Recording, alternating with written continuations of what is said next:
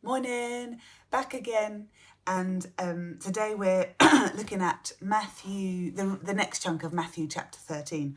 Now the great thing about this passage is that Jesus tells the parables and then he gives the explanation himself. So actually there's not much for me to do, which is always good. But seriously, there's two things that I still want to share with you. One thing about Jesus and then one thing about some people that were with him. So the first thing about Jesus, in the parable of the weeds, it says, the kingdom of heaven may be compared to a man who sowed good seed in his field, but while his men were sleeping, his enemy came and sowed weeds among the wheat and went away. Now I think probably I've just presumed that everyone fell asleep and the enemy came, sowed the weeds and then went off. But reading this passage again a bit more closely, you realise the sower doesn't sleep. And Jesus explains that the sower in this passage is himself, it's Jesus. And he doesn't sleep, it's the men, his men that sleep. And while his men are asleep, the enemy comes. And I just had another little revelation again of how Jesus doesn't sleep. Which we know, and we know Psalm 121, he who watches over you doesn't slumber or sleep, but it was like fresh revelation. The sower wasn't asleep. He didn't fall asleep and suddenly it all went wrong. The sower was awake. The sower's always awake. Jesus is always watching over you, always watching over me, always watching over his creation. He doesn't sleep. So we can be really encouraged again with that this morning. And then I just love as well how Jesus responds to the guys that did fall asleep.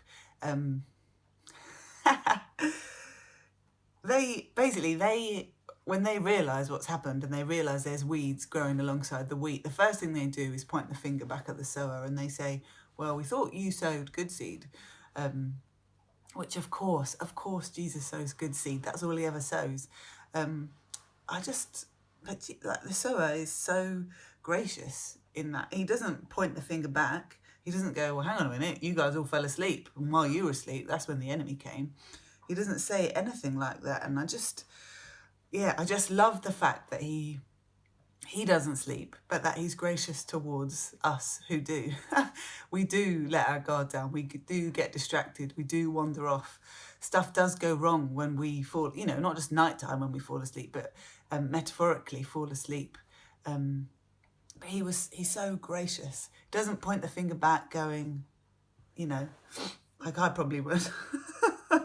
But yeah, Jesus doesn't sleep and he's very gracious towards those who do. He knows us. He knows our frame. He knows we're weak. And he's very kind. And yeah, I love that. And then secondly, just looking at his disciples. So basically, the crowds, everybody hears the parables. They hear the stories that Jesus tells. And then the disciples, both times after both the parable of the sower and the parable of the weeds, the disciples go back to Jesus and they get a bit more, they get extra. And I just was challenged by that again. I was like, oh, who am I like? Am I like the crowd or am I like the disciple? Now the answer is I'm both. Honestly, I'm probably more crowd than disciple.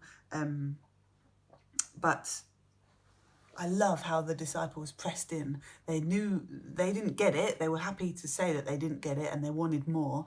And Jesus so willingly happy to give the explanation and give them what they're after. And it reminded me a bit of the parable of the talents when it says, to the one who has, more will be given and he will have abundance.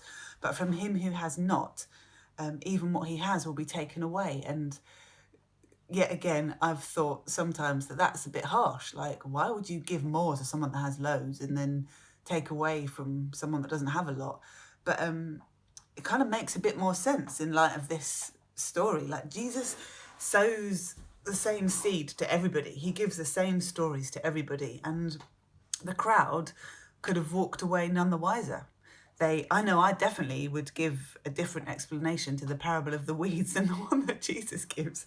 And I think it's easy sometimes to hear the word and to not really understand it, take hold of it, press into it, and to walk away none the wiser. and lose what you had in the first place. But the disciples, I love that they received from Jesus. There was a foundation, and then they went back in for more, and Jesus built on what he'd already told them. They had a bit, they received a bit, but they went back and they were given more, and they had abundance. And I love that there's abundance on offer in Jesus. Every time you log into church online, like, I love it and hate it all at once because I so miss gathering together. But every time you log in, every time you hear a preach, every time you open the word, every time you join a small group, every time you listen to a devotional and you press in, there is abundance on offer. And I just want to encourage us today. Let's not be the crowd. Let's not be one that we hear the word and it kind of washes over us and then we lose what was given to us in the first place. But let's be those that press in, receive more, receive the abundance that God has on offer for us today. Right. Last one tomorrow. See you then.